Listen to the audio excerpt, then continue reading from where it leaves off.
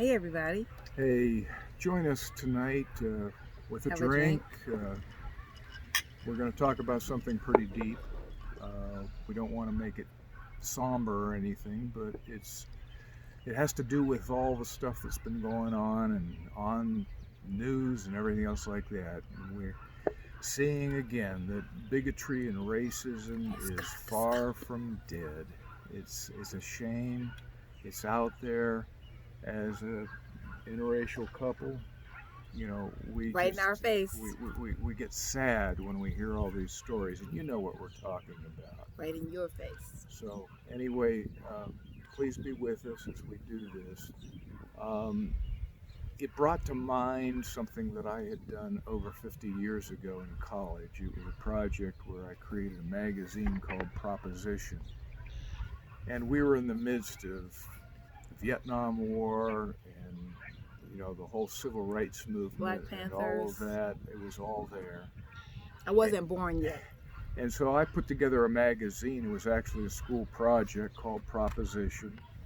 And one of the pages that I did, I think, is appropriate for now. And it's a picture. Let me put it up. There you go. I drew this of a multiracial face. There's Asian, there's African, there's European, all of us. And this was the verse that I wrote for it. I know an artist that others have always tried to paint better than he himself painted himself. I have seen him painted white, painted black. I have seen him painted yellow, with a beard, without a beard. I have even seen him painted with blonde hair and blue eyes. How absurd I am to try and paint God better than he himself painted himself. He truly has all colors, for he truly has no color. He has only a composition, life. Come on now. Now, with that being said, I love the fact that God created us out of his image, his imagination. So we should be in his imagination. He created us out of pleasure, so we should be a pleasure. Being a pleasure to one another has no color code. So I think that Jesus already paid the price for us. So why don't we pay it forward by being kind to one another? If you're feeling some kind of way, when you go into a store or wherever you may be, think of already being purchased by love, bought, and no longer can be purchased again. So don't judge people by the color of their skin, but by the content of their character. And I hope their character at the moment is kindness, gentleness, love, peace. Bring peace to the table. Allow God to use you to edify one another. Because when the sun isn't shining and the moon isn't out, we can't see one another. All we can do is hear the voice.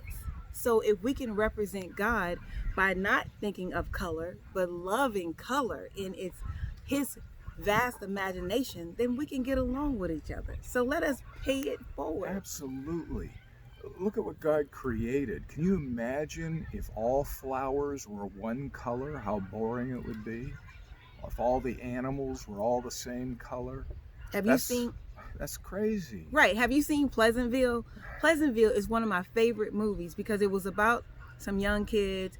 They were duped into this lifestyle where there was no color until they brought love and imagination and humbleness. That's when the color began. It's all about love. So love helps us to see life in a different hue. So why don't we just look to God, live in his imagination, and be his creation in harmony with one another? Amen. Has nothing to do with the color on the outside, but what's on the inside. And you know what that is. We all bleed the same. And blood isn't even actually red. Do you know that? It's a different color. So why don't you think about that and let us pay it forward. Okay. Well, good night. I hope that perhaps inspired you, helped you, comforted you in some way. God bless you. God bless you and keep you until we see you again in our next video. God bless.